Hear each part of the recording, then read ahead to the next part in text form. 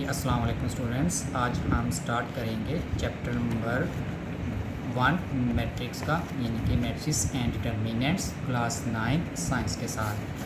तो मैं आपको इस तरह से इसको समझाने की कोशिश करूँगा ताकि इंग्लिश मीडियम्स और उर्दू मीडियम्स दोनों बच्चों को आसानी से समझ आ सके। और इंशाल्लाह अगर आप मेरा लेक्चर लेंगे बाकायदगी से तो आपको किसी ट्यूशन वगैरह की ज़रूरत भी नहीं पड़ेगी। तो हम इसको स्टार्ट करते हैं। फर्स्ट ऑफ ऑल हमारे पास मैट्रिक्स क्या होता है कि आर रेक्टेंगुलर अरे और a formation of a collection of real numbers से, जैसे 0 1 2 3। अगर आप इसको अल्फ़ाबेटिक की फॉर्म में भी ले सकते हैं, ए बी सी एंड सी की फॉर्म में भी। तो लेकिन आपने याद ये रखना है कि जो हम अल्फ़ाबेटिक लिस्ट को लेंगे तो उसको हम स्मॉल लेटर से शो करेंगे, और अगर किसी को मैट्रिक्स का नाम देना है, नेम रखना है, तो उसको कैपिटल लेटर से शो करते हैं। तो अगर हम जो अभी मैंने बोला कि इसको रेक्टेंगुलर रे को अगर हम इन्हीं पॉइंट्स को एक जी तो अभी मैंने जो आपको बोला कि रेक्टेंगुलर रे के अंदर अगर हम इन फॉर्म्स को लिखेंगे 1 2 3 0 4 5 कुछ भी लिख सकते हैं, और इनको हम एक ब्रैकेट के अंदर जब क्लोज कर देंगे तो ये हमारे पास क्या होगा, मैट्रिक्स। अब हमने इसका नेम भी लेना है, जो अभी मैंने बोला कि इसको आप एक्स भी कह सकते हो, ए कह सकते हो, बी कह सकते हो। जो भी इसका हम नेम रखेंगे वो हम कैपिटल लेटर से इसको शो करेंगे। तो मैट्रिक्स के अंदर जो हमने एक चीज़ को ख़ास तौर पे फॉलो करना है, जो इसके लिए बहुत इम्पोर्टेंट चीज़ होती है, वो इसकी रोज़ और कॉलम्स होते हैं। तो मैट्रिक्स के अंदर जैसा कि मैंने आपको ये सामने आपके शो किया है, अगर हम इसकी हॉरिजेंटली ये वर्ड्स देखें तो ये हमारे पास इसकी रोज़ कहलाती हैं, ठीक है। और अगर हम इन्हीं को यूं वर्टिकल फॉर्म में देखें इस तरह से, तो ये हमारे पास कॉलम्स कहलाते हैं, ठीक है। ये हमारे पास क्या कहलाएंगे, कॉलम्स। तो हॉरिजेंटली मतलब कि इसको उर्दू में हम अमूदी बोलते हैं, और वर्टिकली हमारे पास हॉरिजेंटली हमारे पास उफ़क़ी होता है, और जो कॉलम हमारे पास वर्टिकल होता है उसको हम अमूदी बोलते हैं। तो ये हमारे पास क्या आ जाएगा, एक मैट्रिक्स।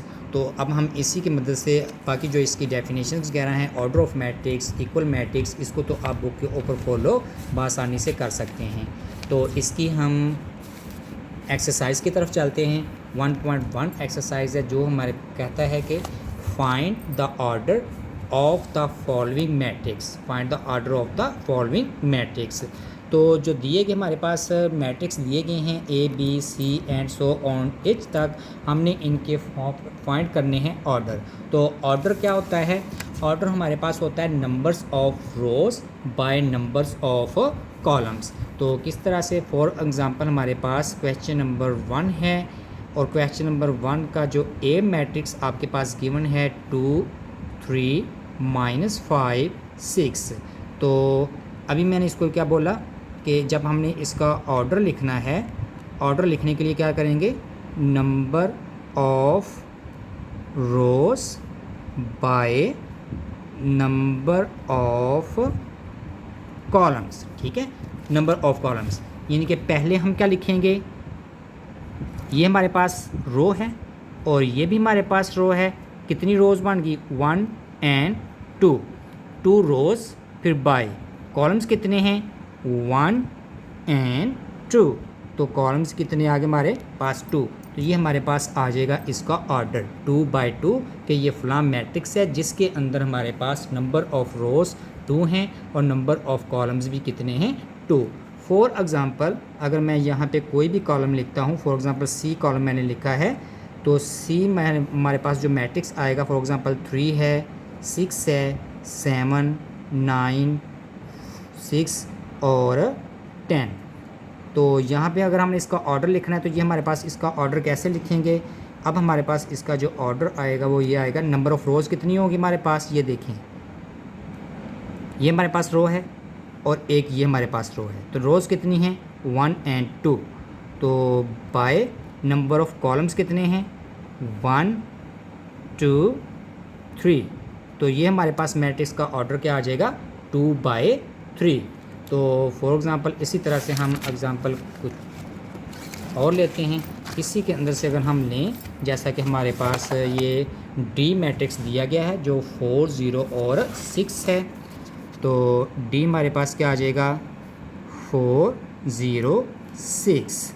अगर हम इसका ऑर्डर फॉलो करें तो इसके अंदर हमारे पास 1 2 3, ये देखें ये हॉरिजेंटली, ये भी हॉरिजेंटली, ये भी हॉरिजेंटली, तो 4 अलग से, 0 अलग से, जबकि 6 अलग से, तो इसका नंबर ऑफ़ रोज़ कितनी आ गई 3 बाय। अब नंबर ऑफ़ कॉलम्स की बात करेंगे, ये नंबर ऑफ़ कॉलम, अब इसको यूँ कर लें, ये एरो का साइन डाल लें।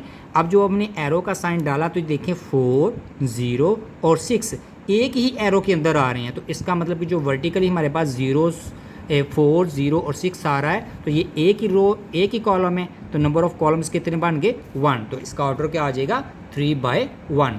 तो अब इंशाल्लाह से बाकी आप खुद इसकी प्रैक्टिस कीजिएगा, और अगर किसी की समझ ना आए तो आप इस मुझसे से डिस्कस कर सकते हैं। तो अब हम इसके क्वेश्चन नंबर 2 को फॉलो करते हैं। क्वेश्चन नंबर 2 में हमारे पास कहता है कि which of the following matrices are equal, which of the following matrix are equal. तो हमने इन मैट्रिक्स जो दिए गए हैं इनको हमने इनके ऑर्डर के लिहाज से भी और इनके एलिमेंट्स के लिहाज से भी इनको देखना है कि ये कौन किसके इक्वल है। देखें फॉर एग्जांपल हमारे पास ए है, तो ए हमारे पास क्या है 3 एलिमेंट है, ठीक है, एलिमेंट क्या है इसका 3। अगर इसका हम ऑर्डर फॉलो करें तो ऑर्डर इसका क्या आएगा, इसकी 1 और 1 1 बाय 1। अगर इसे आप देखें, अगर हम सी को जो हमारे पास इधर देखते हैं, जैसा कि ए हमारे पास है 3 और सी हमारे पास है 5 - 2, तो सी का ऑर्डर क्या है 1 बाय 1, और चूँकि ये आपस में माइनस हो रहे हैं तो इसका ऑर्डर भी क्या है 1 बाय 1। तो अगर 5 में से 2 को माइनस करेंगे तो ये हमारे पास कितना बनता है 3। सो ए इक्वल किसके है सी के, ठीक है, ए इक्वल किसके है सी के। इसी तरह से अगर हम बी मैट्रिक्स को फॉलो करें तो बी मैट्रिक्स के अंदर हमारे पास 3 और 4, यानी कि इसकी रो 1 जबकि कॉलम कितने हैं 2, इसका ऑर्डर बनता है 1 बाय 2। इसका ऑर्डर भी 1 बाय 2 है, मगर इसके एलिमेंट्स 5 और 3 हैं। मगर यहाँ पे हमारे पास जो आई मैट्रिक्स दिया गया है ये बिल्कुल बी मैट्रिक्स के इक्वल है। कैसे, इसका एलिमेंट 3 है और इसका एलिमेंट 3 + 2 5 बनता है, तो लिहाजा ये एलिमेंट्स के लिहाज से भी और ये ऑर्डर के लिहाज से भी सेम है। तो हम क्या लिखेंगे कि जो बी मैट्रिक्स है वो इक्वल है मैट्रिक्स आई के, ठीक है। इसी तरह से बाकी को अगर हम फॉलो करते हैं, जैसा कि हमारे पास डी मैट्रिक्स है, तो डी मैट्रिक्स जो होगा ये तो फ़िलहाल किसी के इक्वल यहाँ पे नहीं है, जबकि ई मैट्रिक्स जो है ये इक्वल एच के है और ये इक्वल जे के भी है। कैसे, इसका ऑर्डर क्या है 2 by 2, number of rows 2, number of columns 2, जबकि एच का ऑर्डर क्या है 2 बाय 2, ठीक है, इसकी नंबर ऑफ़ रोज़ भी 2 और कॉलम्स भी 2 हैं। जबकि अगर इसको फॉलो करें तो इसके नंबर ऑफ़ रोज़ और नंबर ऑफ़ कॉलम्स भी इक्वल हैं और इनके आपस में एलिमेंट्स भी इक्वल हैं। देखिए 2 2 को प्लस करें 4, 2 - 2 0, 4 और 2 6, 2 + 0 2। तो सो हम क्या लिखेंगे कि बी जो ई होगा वो इक्वल किसके है एच के, एच इक्वल किसके है जे के। सो ये तीनों जो मैट्रिक्स हैं ये आपस में ऑर्डर और एलिमेंट्स के लिहाज से इक्वल हैं, ठीक है। तो हमारे पास क्वेश्चन नंबर 2 भी कंप्लीट हुआ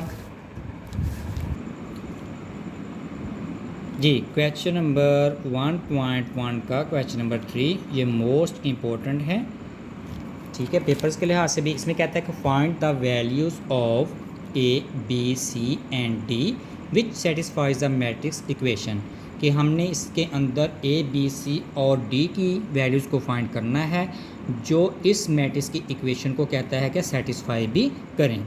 तो हमारे पास इनके दोनों मैट्रिक्स क्या हैं आपस में इक्वल हैं। तो ए प्लस सी, ए प्लस 2b, c - 1, 4d - 6, ये मैट्रिक्स इक्वल है 0 - 7, 3 और 2d। अब इन दोनों मैट्रिक्स इक्वल हैं तो इन मैट्रिक्स की जो एक ख़ासियत होती है, जो एक खसूसियत होती है, वो ये होती है कि इनके जो एलिमेंट्स होते हैं, ठीक है, पहले तभी मैट्रिक्स आपस में इक्वल होंगे जब इनके ऑर्डर सेम होंगे। देखें इसकी नंबर ऑफ़ रोज़ कितनी है 1 2, नंबर ऑफ़ कॉलम्स 1 and 2, इसकी नंबर ऑफ़ रोज़ 2, कॉलम्स भी 2। सो इसका फर्स्ट एलिमेंट इक्वल होगा फर्स्ट के, सेकंड के, थर्ड के, फोर्थ के। तो सो हम इसके अंदर हमने इनके a प्लस सी को इक्वल किसके रखेंगे 0 के। इसको हम इक्वेशन 1 का नाम देते हैं। क्योंकि हमारे पास ना a की वैल्यू गिवन है ना हमारे पास c की वैल्यू गिवन है, तो इसलिए इसको 1 का नाम दे के हम यहीं पे छोड़ते हैं। फिर नेक्स्ट हमारे पास a plus 2b is equal to second position पे क्या है -7, इसको इक्वेशन 2 का नाम देंगे। फिर हमारे पास c-1 थर्ड पोजीशन पे क्या है 3, इसको इक्वेशन 3 का नेम देंगे। फिर 4d -6 is equal to fourth position पे क्या है 2d, इसको हम इक्वेशन 4 का नाम देंगे। अब हम यहाँ से a b c और d की वैल्यू को फाइंड करते हैं। अगर फर्स्ट इक्वेशन को देखें तो हमारे पास a और c की वैल्यू गिवन नहीं। अगर हम इक्वेशन 2 को देखें a और b हमारे पास दो अल्फ़ाबेटिक हैं, इनकी भी वैल्यू किसी की गिवन नहीं है, ठीक है। अगर हम c इक्वेशन 3 को देखें, यहाँ पे c-1 इज़ इक्वल टू 3, यहाँ पे अल्फ़ाबेटिक जो c है वो अकेला है, तो यहाँ से हम इसकी वैल्यू ले सकते हैं। तो हम क्या लिखेंगे फ्रॉम इक्वेशन 1 को हम लेते हैं, तो c-1 इज़ इक्वल टू 3, ये -1 है, इसको इधर लेकर जाएंगे तो ये माइनस का तो इधर जाकर क्या होगा प्लस। ये मैथ का असूल है कि एक जो रकम होती है अगर हम उसको इक्वेशन के दूसरी तरफ अगर मूव करते हैं तो वो उसकी साइन को चेंज करेंगे। तो c की वैल्यू क्या आ जाएगी हमारे पास 3 और 1 4, इस तरह से c की वैल्यू क्या निकली हमारे पास 4। अगर इसी c की वैल्यू को हम इक्वेशन नंबर 1 के अंदर पुट करें, देखें a प्लस c, इस c की जगह के पे हम इसकी वैल्यू ये 4 रख दें तो हमारे पास a की वैल्यू बासानी निकल आएगी। तो क्या लिखेंगे पुट इन 1, इनके c की वैल्यू मसावात नंबर 1 में दर्ज करने से। तो a वैसे का वैसे ही, c कितना हमारे पास 4, तो c की जगह क्या आएगा 4 इज़ इक्वल टू 0। अब +4 है, ये +4 इक्वेशन के दूसरी तरफ जाकर क्या हो जाएगा माइनस। अगर 0 में से -4 करें तो ये -4 ही रहेगा, लिहाजा हमारे पास a वैल्यू कितनी आ गई -4। अगर हम a की जो a की वैल्यू हमारे पास -4 निकली है, अगर हम इसको इक्वेशन 2 को गौर करें तो अगर इसके a की जगह वैल्यू को यहाँ पे पुट कर दिया जाए तो हम यहाँ से b की वैल्यू को बासानी निकाल सकते हैं। तो a हमारे पास कितना है -4 plus 2b is equal to -7, तो 2b सेम रहेगा -7, ये -4 तो इधर आकर क्या होगा +4, 2b is equal to minus क्या आ जाएगा -7 + 4 तो -3, क्योंकि जो कैपिटल वैल्यू है वो माइनस की है तो सो -3 आएगा। b के साथ मल्टीपल क्या हो रहा है 2, अगर कोई वैल्यू भी मल्टीपल है तो वो दूसरी तरफ जाकर क्या हो जाएगी डिवाइड, तो ये 2 मल्टीपल है तो ये इधर आकर क्या होगा डिवाइड, तो ये आ जाएगा -3/2, ये b की वैल्यू आ गई। हमने a की वैल्यू भी निकाल ली, c की भी निकाल ली, b की वैल्यू भी निकाल ली। अब हमारे पास d वैल्यू रह गई, और d वैल्यू जो हमारे पास इक्वेशन नंबर 4 है हम इसको लेंगे जी। तो अब हम d की वैल्यू निकालने के लिए इक्वेशन नंबर 4 लेते हैं, इनके फॉर्म इक्वेशन 4। तो इक्वेशन 4 हमारे पास क्या है 4d - 6 is equal to 2d। देखें यहाँ पे हमारे पास दोनों तरफ एक ही अल्फ़ाबेटिक है, इधर भी d है और इधर भी d है। तो क्या करेंगे ये जो स्मॉल 2d है इसको इधर लाकर क्या कर देंगे, ये 4d, ये प्लस 2d है तो इधर आकर क्या होगा माइनस, जबकि जो -6 है इसको इक्वेशन के दूसरी तरफ ले जाएँ तो ये माइनस का, तो इधर आकर क्या हो जाएगा प्लस का। 4d में से 2d को अगर माइनस करें तो बाकी हमारे पास 2d बचेगा और ये 6 सेम रहेगा। अब d के साथ मल्टीपल 2 है तो 2 को उधर हम डिवाइड कर दें, ठीक है। अब इसको काट सकते हैं, 2 और 3 तो डी हमारे पास कितना निकल आएगा 3। तो ये हमारे पास क्या आ जाएगा इसका सोल्यूशन डी का। इस तरह से हमने वैल्यू फाइंड कर ली ए की भी, बी की भी, सी की भी और डी की भी। जी आज के लिए इतना ही काफ़ी है। तो हमारी एक्सरसाइज 1.1 कंप्लीट हो चुकी है। इंशाल्लाह कल हम 1.2 करेंगे। तो तब तक के लिए अल्लाह हाफ़िज़।